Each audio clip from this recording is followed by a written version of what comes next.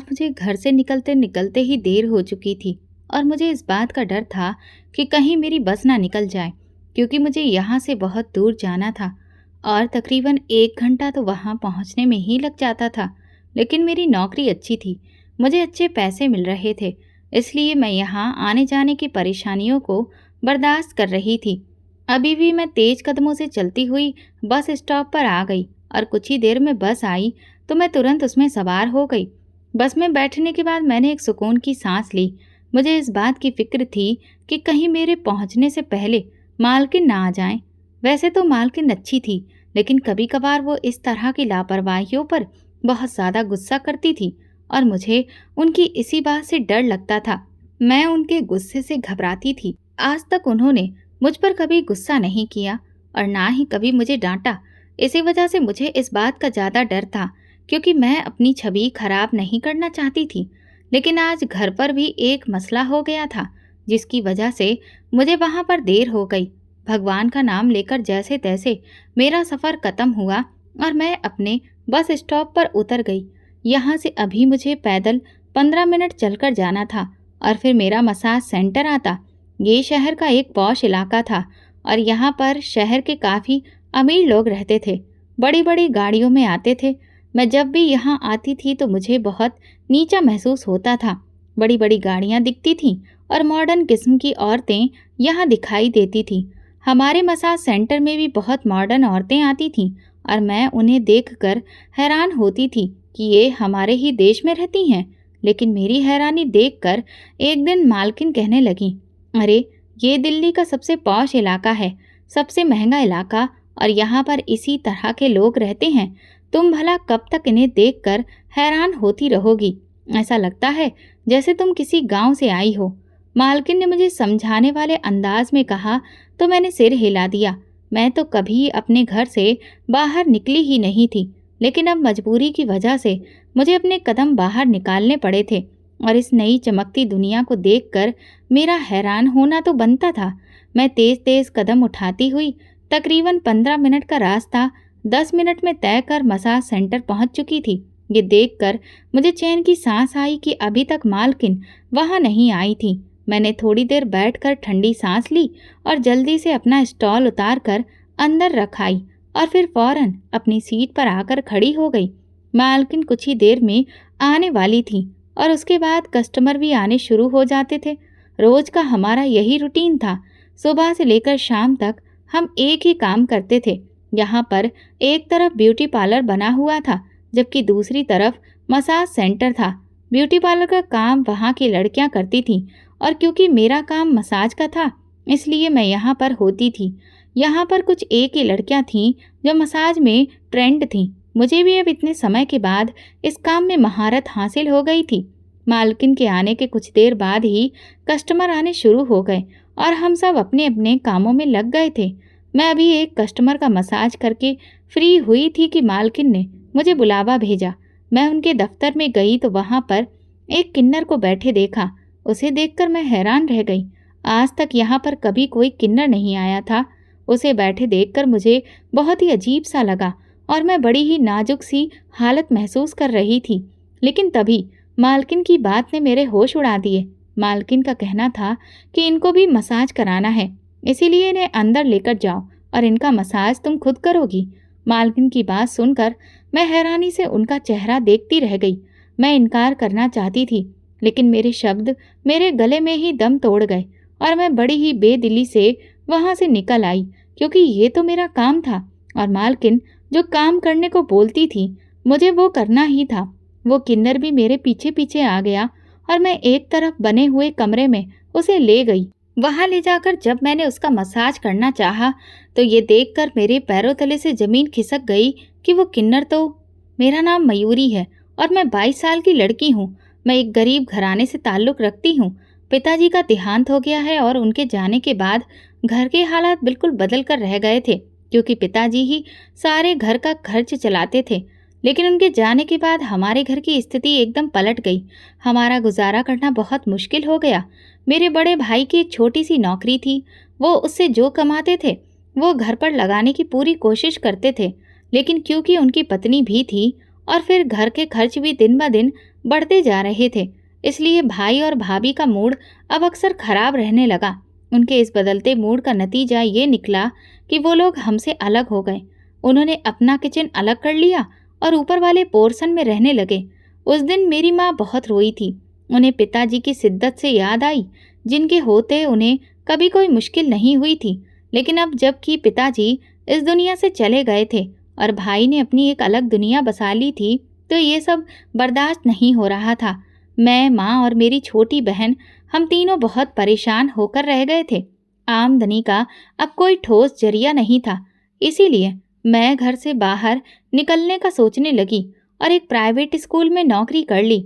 यहाँ मुझे सिर्फ 4,000 रुपये मिलते थे, क्योंकि उनका कहना था कि आपके पास कोई अनुभव नहीं है और ना ही आपकी पढ़ाई इतनी ज़्यादा है।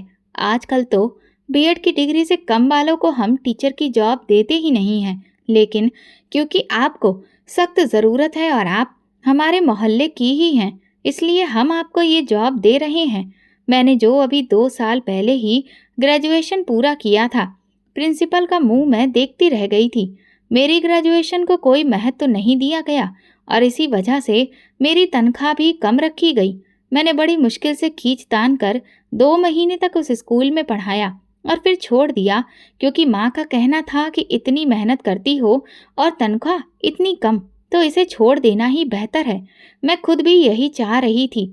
माँ के कहने पर मैंने तुरंत ही स्कूल छोड़ दिया और घर बैठ गई।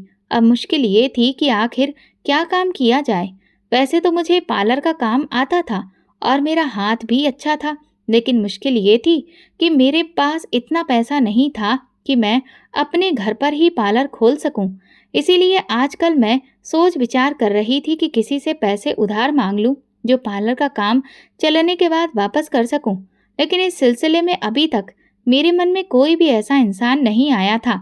घर के हालात भी दिन ब दिन बिगड़ते जा रहे थे, क्योंकि माँ की दवाइयाँ और घर का राशन खत्म हो चुका था और हम तीनों माँ बेटियाँ अब एक दूसरे की शक्ल देख रही थीं। इसी सब मुश्किल में मुझे अचानक से सोनी दीदी का ख्याल आया। सोनी दीदी हमारी गली में कुछ घर छोड़कर रहती हैं। वो शहर के एक मशहूर इलाके में किसी पार्लर में नौकरी करती हैं। उन्होंने एक बार मुझे पहले भी नौकरी के बारे में बताया था और कहा था कि अगर तुम चाहो तो मैं तुम्हें वहाँ पर लगवा सकती हूँ। तुम्हें सैलरी भी काफ़ी अच्छी मिलेगी। लेकिन तब मेरे पिताजी जिंदा थे, इसीलिए मैंने हाँ ही नहीं भरी थी, क्योंकि मुझे पता था कि मेरे पिताजी तैयार नहीं होंगे। लेकिन अब क्योंकि मुझे ज़रूरत थी और पिताजी भी जिंदा नहीं रहे थे, इसलिए मैंने सोनी दीदी से बात करने की ठानी और उसी वक्त माँ को बताकर मैं उनके घर चली गई। मेरी किस्मत अच्छी थी कि सोनी दीदी मुझे घर पर ही मिल गईं। वो पार्लर पर जाने की तैयारी कर रही थी और जब मुझे उन्होंने आते देखा तो बड़ी ही खुशी से मुस्कुरा दी। फिर पूछने लगी, क्या हुआ मयूरी, तुम यहाँ सुबह सुबह आई हो, सब ठीक तो है? मैंने गहरी सांस भरते हुए कहा, सोनी दीदी सब ठीक ही तो नहीं है। घर के हालात तो अब आपके सामने ही हैं और फिर माँ की दवाइयाँ भी खत्म हो गई हैं और राशन भी खत्म हो चुका है। भैया तो अब बिल्कुल भी पूछते नहीं, चुपचाप घर में आकर खामोशी से ऊपर चढ़ जाते हैं। मुझे तो समझ नहीं आ रहा कि हालातों में मैं क्या करूं। ऐसी सोच विचार में थी कि आपके दिए गए 2 साल पहले के ऑफर का मुझे अचानक से याद आ गया। सोनी दीदी, मैं अब पार्लर में काम करना चाहती हूँ। क्या आप अभी भी मुझे अपने पार्लर में नौकरी दिलवा सकती हैं? मैं बड़ी ही उम्मीद लेकर सोनी दीदी के चेहरे की तरफ देख रही थी और उस वक्त मेरा दिल तेजी से धड़क रहा था, क्योंकि ये मेरे लिए अब एक आखिरी उम्मीद थी। सोनी दीदी मुस्कुराकर कहने लगी, अरे हाँ हाँ, क्यों नहीं लगवा सकती हूँ। मेरी मालकिन ने अपने पार्लर के साथ में एक मसाज सेंटर भी खोल लिया है और अब उन्हें वहाँ पर स्टाफ की ज़रूरत है। मैं इस बारे में उनसे बात करती हूँ। मुझे पूरा भरोसा है कि वो तुम्हें काम ज़रूर दे देंगी। सोनी दीदी ने मुझे तसल्ली दी और सुकून दिलाया कि वो मेरी जॉब का इंतज़ाम कर देंगी। सोनी दीदी ने तसल्ली तो दे दी थी, इसी वजह से मैं कुछ निश्चिंत हो गई। जब मैं वहाँ से लौट रही थी तो दीदी ने मुझे कुछ पैसे भी देने की कोशिश की थी, लेकिन मैंने वो पैसे नहीं लिए। हालांकि उनका कहना था कि जब तुम्हें सैलरी मिलेगी तब तुम मुझे ये पैसे लौटा देना। लेकिन अभी तक नौकरी की बात पक्की तो नहीं हुई थी, तो इसीलिए मैंने सोचा कि मैं भला उन्हें वापस कैसे करूँगी। इसलिए मैंने दीदी को मना कर दिया और एक सुकून की उम्मीद लेकर घर वापस लौट आई। माँ ने मुझे जब शांत देखा तो पूछने लगी, सोनी ने क्या कहा? मैंने माँ को सारी बात बता दी तो वो सोनी दीदी को दुआएं देने लगी। उनकी बदौलत शायद मुझे नौकरी मिल ही जाती। मुझे इस बात की पूरी उम्मीद थी और फिर मैं रात तक का वक्त बड़ी मुश्किल से गुजारी। जैसे ही मुझे इस बात का यकीन हो गया कि सोनी दीदी अब घर पर आ गई होंगी, मैं तुरंत उनके घर की तरफ चली गई और मेरा ये अंदाज़ा बिल्कुल सही था। उन्हें घर पर लौटते हुए अभी बस कुछ ही देर हुई थी। मैंने उनसे नौकरी के बारे में पूछा तो उन्होंने मुझे खुशखबरी दी। मालकिन ने मुझे कल बुलाया है। वो मेरा एक छोटा सा टेस्ट लेंगी और फिर उसके बाद मेरी नौकरी पक्की हो जाएगी।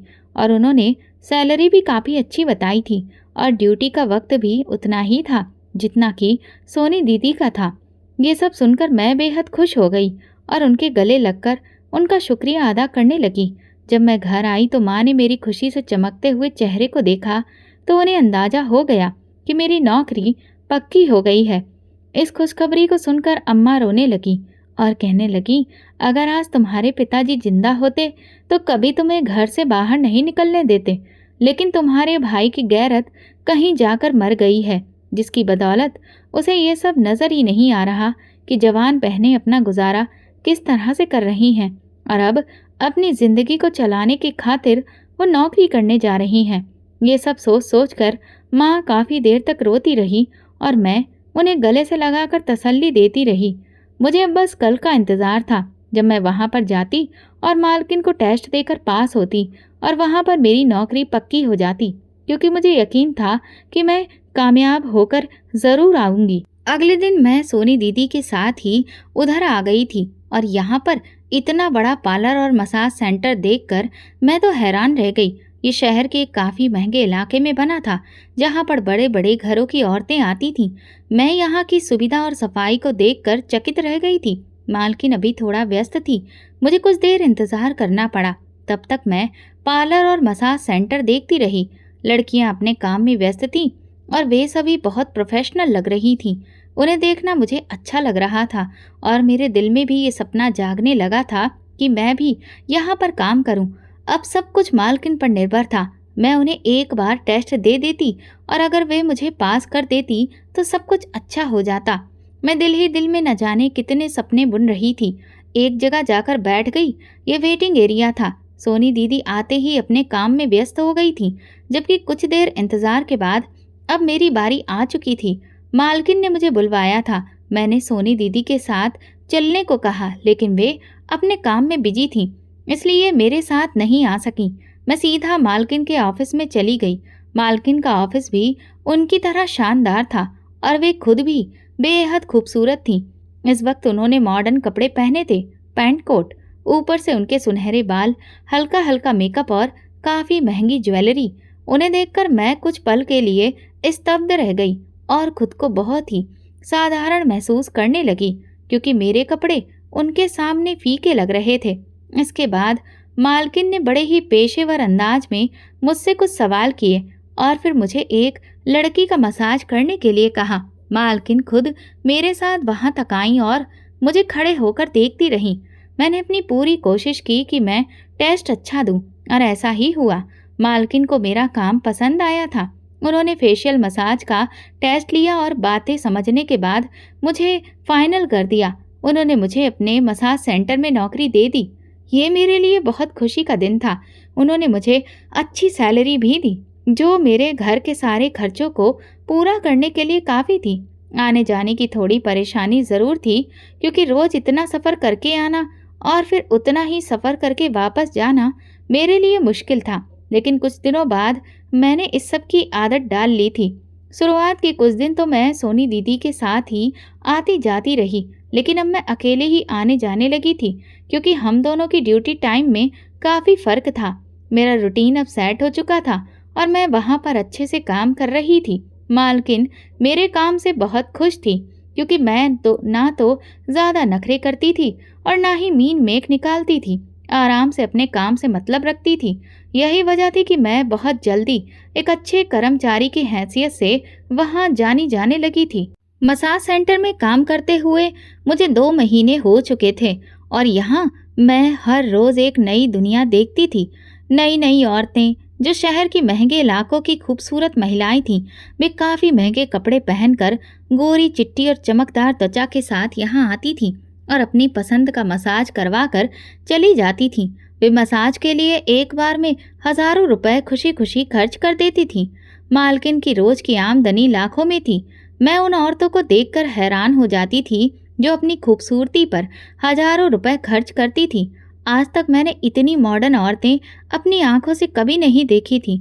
हमेशा टीवी ड्रामा या फिल्मों में ही देखा था, लेकिन अब जब मैं उन्हें अपने सामने देखती थी तो शुरू शुरू में मैं दंग रह जाती थी, लेकिन धीरे धीरे मुझे सब कुछ सामान्य लगने लगा था। मैं हैरान होती थी कि ये औरतें इतना महंगा मसाज करवाने के लिए लगभग हर दूसरे तीसरे दिन यहाँ आती थीं और शायद इसी वजह से मालकिन भी उनसे अच्छे खासे पैसे लेती थी।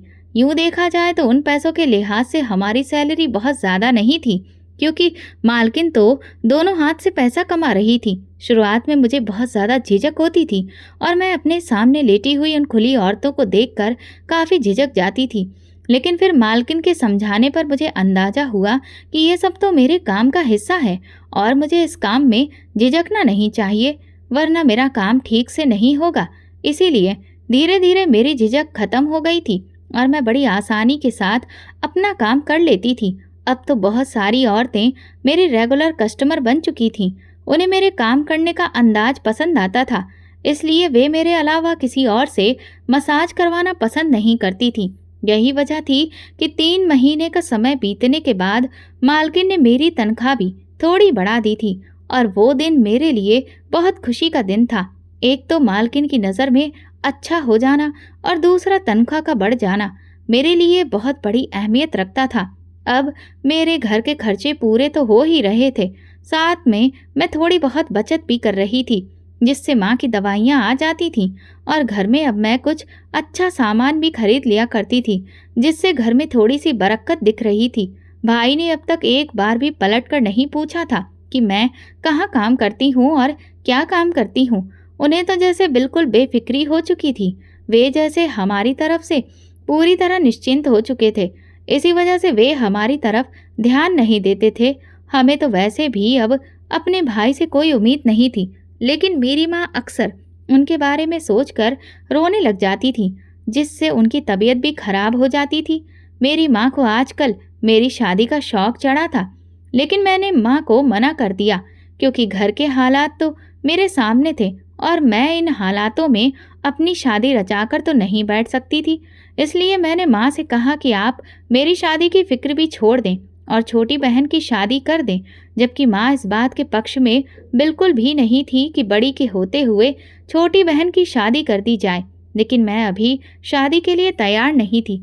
मुझे भी अभी कुछ समय तक नौकरी करनी थी और उसके बाद अपना एक पार्लर बनाकर उसमें अपना नाम कमाना था। माँ की परेशानी भी अपनी जगह सही थी।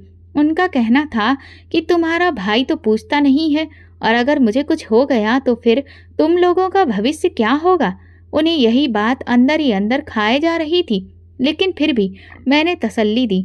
भला इसके अलावा मैं और कर भी क्या सकती थी। इस मसाज सेंटर में काम करके मुझे अच्छा एक्सपीरियंस मिल रहा था और मैं यहाँ पर बहुत ही सुकून से काम कर रही थी। यहाँ का एक्सपीरियंस हासिल करके मैं अपना पार्लर सेट करना चाहती थी।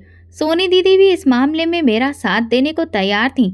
उनका कहना था कि तुम यहाँ पर काम करके एक्सपीरियंस हासिल करो और फिर मैं तुम्हारा पार्लर सेट करने में तुम्हारी मदद करूँगी। इस मामले में मैं किस्मत वाली थी कि मुझे सोनी दीदी का साथ मिला था। आज भी मैं रोज की तरह मसाज सेंटर आई थी और अपने काम में व्यस्त थी कि तभी अचानक एक अजीब सा शोर हुआ, जिसकी वजह से मैं परेशान हुई। मैं उस वक्त एक कस्टमर का मसाज कर रही थी और वो शोर काफ़ी तेज़ होता जा रहा था। न जाने क्यों मुझे अजीब सा महसूस हुआ, घबराहट होने लगी। मैं अपना काम छोड़कर जा नहीं सकती थी, लेकिन मेरी कस्टमर ने ही मुझे कहा कि देखो तो बाहर जाकर किस बात का शोर है, क्या हो रहा है। मैं भी फौरन अपने हाथों को साफ करने के बाद बाहर आई तो देखा कि बाहर एक कस्टमर काफ़ी ऊंची ऊंची आवाज़ में बोल रही थी, जबकि मसाज सेंटर की सब लड़कियां उसके आसपास खड़ी थीं और उसे तरह तरह से समझाने की कोशिश कर रही थी। उनका कहना था कि मैंने खुद अपनी आंखों से यहाँ पर कैमरा देखा है, आखिर तुम लोग हमारी प्राइवेसी का ध्यान क्यों नहीं रखते? तुम लोगों ने ये कैसा काम फैला रखा है? वो काफ़ी तेज़ आवाज़ में हमारे मसाज सेंटर के बारे में इल्ज़ाम लगा रही थी। लड़कियां उसे शांत करने की कोशिश कर रही थी, लेकिन शायद वो औरत कुछ भी समझने के मूड में नहीं थी। यही वजह थी कि वो और भी बुलंद आवाज़ में चिल्लाने लगी और चिल्लाते हुए ही वहां से बाहर चली गई और जाते जाते धमकी भी दे गई। उसका कहना था कि अब वो इस मसाज सेंटर पर केस करेगी और फिर हमें मजा दिखाएगी। इतनी देर में मालकिन को भी किसी ने सूचना दे दी। मालकिन वहां पर आ चुकी थी और जब उन्हें इस सारे मामले की खबर हुई तो वे काफ़ी परेशान हो गई। हालांकि परेशान तो अब मैं भी थी और घबरा भी गई थी, क्योंकि आज तक कभी ऐसा कुछ भी सुनने या देखने में नहीं आया था। न जाने वो औरत इतना बड़ा इल्ज़ाम लगाकर क्यों कही थी, और फिर उसका इस तरह से चिल्लाना और जाते जाते धमकी देना हम सबको परेशान कर गया था। लेकिन फिर मालकिन ने हम सबको तसल्ली दी और कहा, अक्सर दूसरे मसाज सेंटर वाले हमारे मसाज सेंटर को बदनाम करने के लिए ऐसे हथकंडे अपनाते रहते हैं, इसीलिए तुम लोगों को घबराना नहीं है, बस अपने काम की तरफ ही ध्यान रखना है। मालकिन ने सबको हिम्मत देते हुए अपनी सफाई पेश की और फिर सबको काम की तरफ वापस लगा दिया। सारी लड़कियां खामोशी से अपना अपना काम करने लगीं। वे जिस जिस कस्टमर को संभाल रही थीं, वे सब भी तरह तरह के सवाल पूछने लगे, लेकिन मालकिन धीमी सी मुस्कान के साथ सबको शांत करने में लगी थी। इसीलिए सब कस्टमर दोबारा से अपनी सर्विस लेना शुरू कर चुके थे। मैं भी उलझन में थी, क्योंकि मेरे लिए ये नई बात थी। यहाँ पर काम करते हुए मुझे इतना वक्त हो गया था, लेकिन आज तक कभी मैंने ऐसा कुछ भी नहीं देखा था और ना ही कभी ऐसा हुआ था। लेकिन आज न जाने क्या गलतफहमी हो गई थी और उस औरत ने जिस तरह यहाँ पर तमाशा बना दिया था, उससे पार्लर और मसाज सेंटर के नाम पर दाग भी लग सकता था। मालकिन अभी तक वहीं मौजूद थी। उन्होंने यहाँ पर मौजूद कस्टमर और स्टाफ को तो समझा दिया था, लेकिन मैं उनके चेहरे पर अभी भी परेशानी देख सकती थी। शायद उनकी ये परेशानी भविष्य में सच होने वाली थी, लेकिन इस बारे में अभी तो मैं कुछ पक्के तौर पर नहीं कह सकती थी। आज इसीलिए पार्लर में सन्नाटा छाया था। लड़कियां काफी सहम गई थीं और घबराए हुए अंदाज में अपने अपने काम में लगी थीं। इस हादसे को गुजरे हुए 1 हफ्ता हो गया था।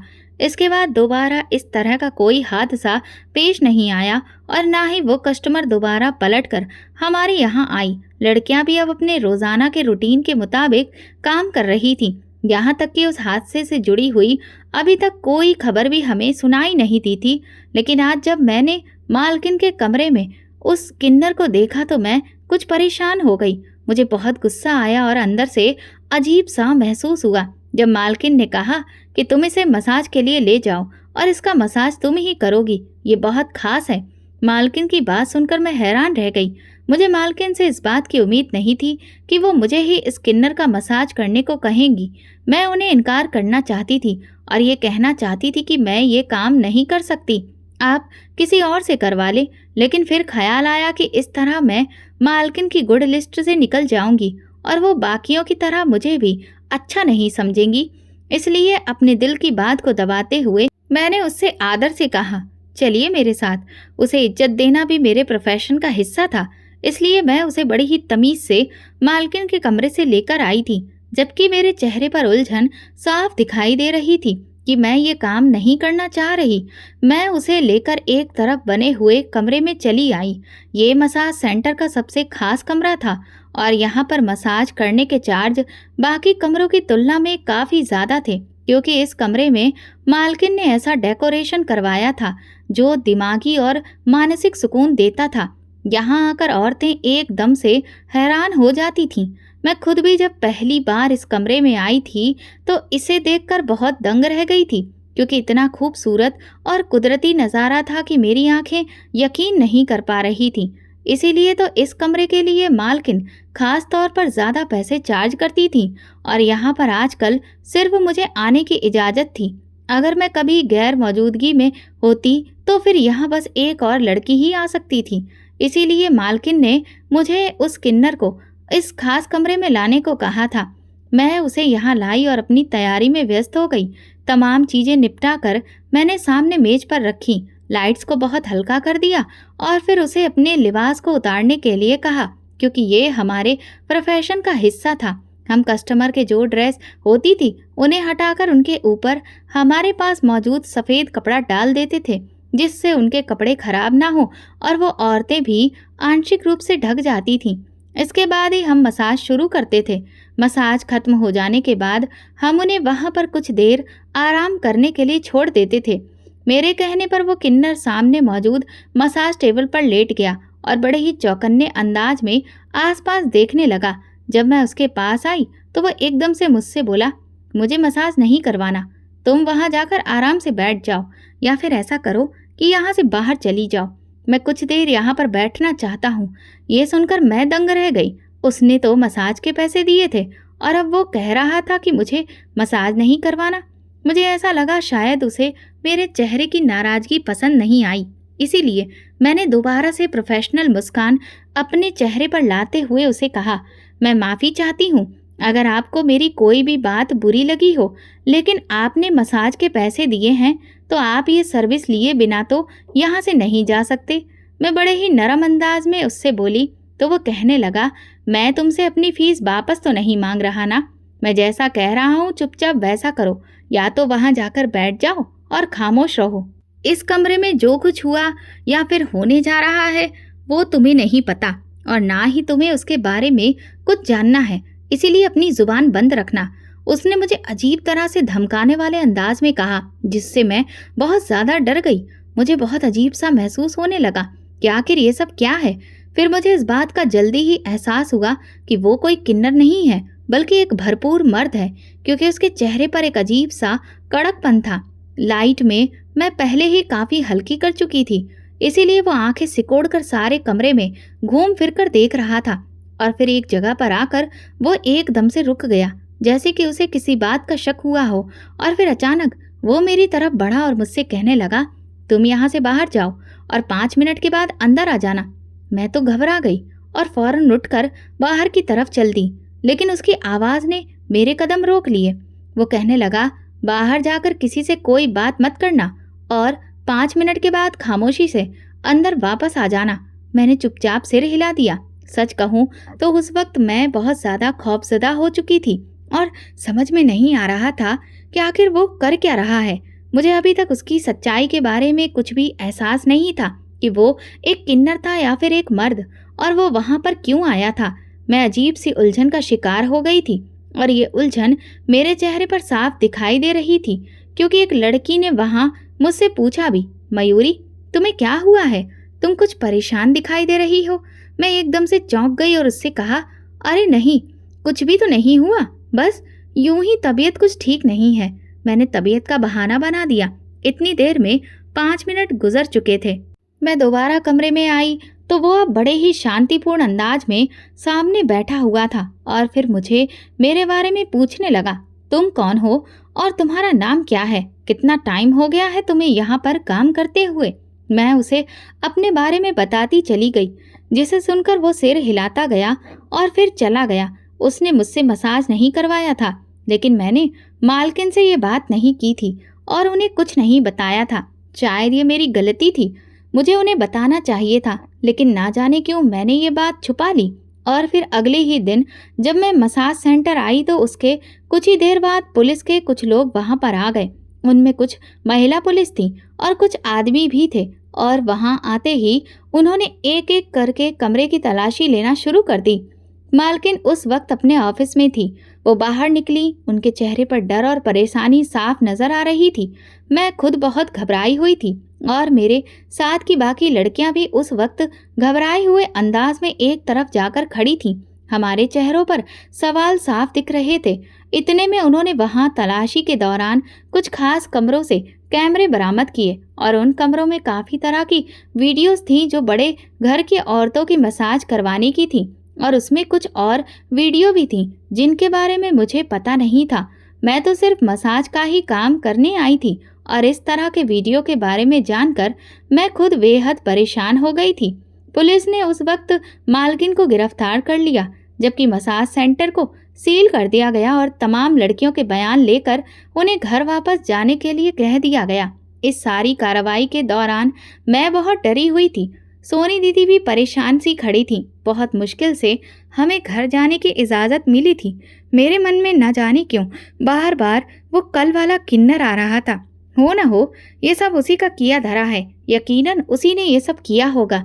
मैं जब मसाज सेंटर से बाहर निकली तो सोनी दीदी भी मेरे साथ ही आ गईं और कहने लगी, मयूरी आज हम एक साथ घर चलते हैं। मेरा तो मन बहुत परेशान है और अकेले जाने को दिल नहीं कर रहा।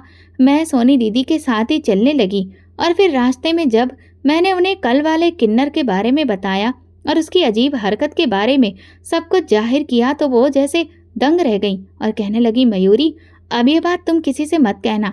यकीनन वो कोई पुलिस का ही आदमी था जो भेस बदल कर वहाँ आया था और उसने जब वहाँ पर कैमरे लगे देख लिए थे तो आज वो अपनी पूरी फोर्स लेकर वहाँ पर आ गया। अब तुम ये बात किसी से मत कहना वरना तुम्हारे लिए कोई मुसीबत खड़ी हो सकती है। सोनी दीदी ने तो मुझे डरा कर रख दिया था। मैं जो पहले से ही इतनी डरी हुई थी अब और ज़्यादा खौफ का शिकार हो गई थी। घर वापस आई तो माँ मुझे जल्दी आते देखकर परेशानी से पूछने लगी कि आखिर क्या बात है, आज तुम इतनी जल्दी आ गई। माँ को जब सारी सच्चाई के बारे में बताया तो वो खुद भी दिल पर हाथ रखकर रह गई। मुझे मसाज सेंटर की परेशानी तो थी ही, साथ में अपनी नौकरी जाने की भी टेंशन थी, क्योंकि बैठे बैठे नौकरी से हाथ धोने का मतलब घर के खर्चों में तंगी होना था और हमारे पास तो अभी इतनी भी कोई बड़ी जमा पूंजी नहीं थी जिसके सहारे हम 2-3 महीने गुजार सकते। अब तो एक भयंकर परेशानी मेरे सिर पर सवार हो चुकी थी। 2-4 दिन तो इसी तरह गुजर गए। मालकिन का भी कुछ अता पता नहीं था क्योंकि वो पुलिस की हिरासत में थी और फिर उनके साथ क्या होना था क्या नहीं हम में से कोई भी नहीं जानता था। अखबारों में ये कांड बहुत उछल गया था और फिर वहीं से पता चला था कि किसी बड़े अफसर की पत्नी की वीडियो बनाई गई थी और उसने वहां पर कैमरे लगे हुए देख लिए थे। उसने मसाज सेंटर में भी शोर शराबा किया था और उसके बाद उसी की ही कंप्लेंट पर यह सारा एक्शन लिया गया था।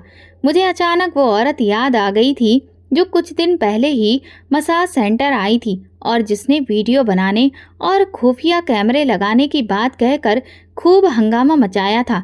और मुझे भी जैसे अब यकीन हो गया था कि ये सब उसी औरत की वजह से ही हुआ है।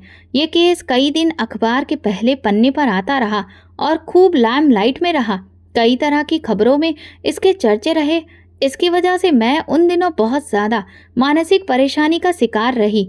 कुछ दिनों के बाद जब इस केस के चर्चे थोड़े कम हो गए तो मैंने सोनी दीदी से बात की कि अब क्या करना है। वो खुद बहुत परेशान थी क्योंकि वो विधवा थी और अपने घर का खर्च वही चलाती थी। अब एकदम नौकरी से हाथ धो बैठना उनके लिए भी एक बड़ी परेशानी का कारण था। इसलिए हम लोगों ने बहुत सोच विचार करके एक इरादा किया और फिर अपनी ही गली में सोनी दीदी के घर की बैठक में हमने पार्लर का काम शुरू कर दिया। कुछ पैसे मेरे पास थे और कुछ सोनी दीदी के पास थे और फिर कुछ हमने उधार ले लिए और इस तरह से हमारा ये काम चल निकला।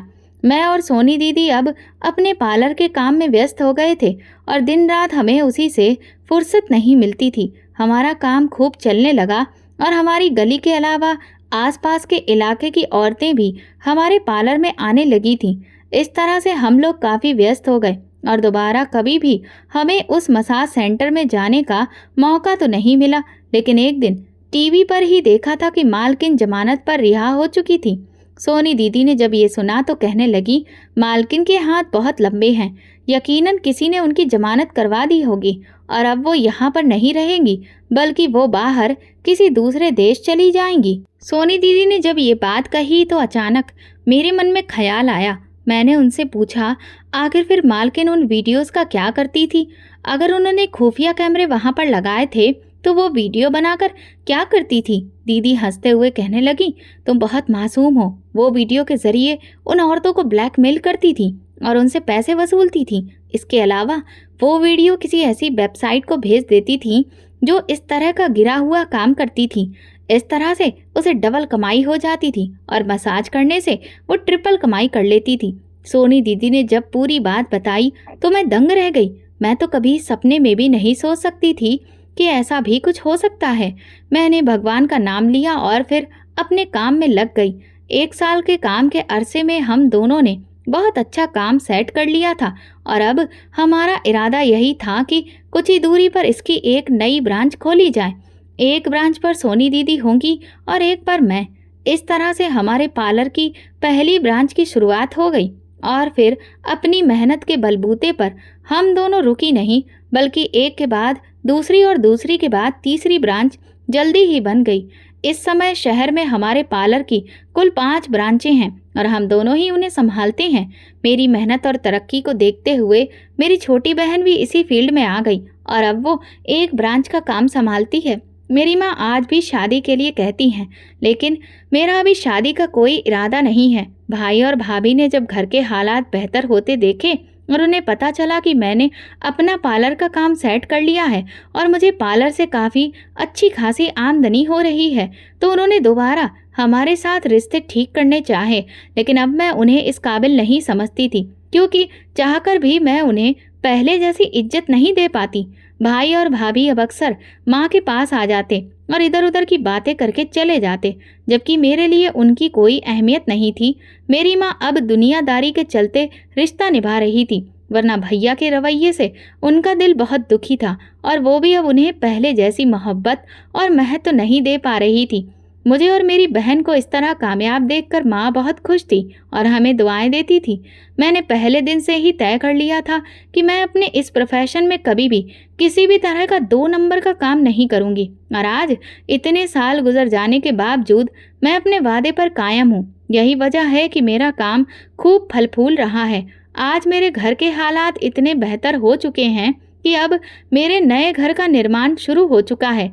जल्दी ही मैं अपनी छोटी बहन और माँ के साथ अपने खुद के घर में रहूंगी। ये सब देखकर मेरे भैया भाभी को अब हमसे जलन होने लगी है और इसीलिए वे हमारे बारे में तरह तरह की बातें आसपास फैला रहे हैं। लेकिन मुझे अब इससे कोई फर्क नहीं पड़ता, क्योंकि जब लोग आपकी बराबरी नहीं कर पाते तो वे आपको नीचे गिराने की कोशिश करते हैं। वे मेरे दुख के साथी कभी नहीं रहे और इसीलिए मेरे सुख के साथी भी कभी नहीं होंगे। दोस्तों, अगर आपको हमारी कहानी पसंद आई हो तो कमेंट करके ज़रूर बताएं। वीडियो को लाइक करें और ज़्यादा से ज़्यादा शेयर करें। अगर आप चैनल पर नए हैं तो सब्सक्राइब जरूर करें और नोटिफिकेशन बेल दबाएं ताकि अगली अपडेट सबसे पहले आपको मिले। धन्यवाद।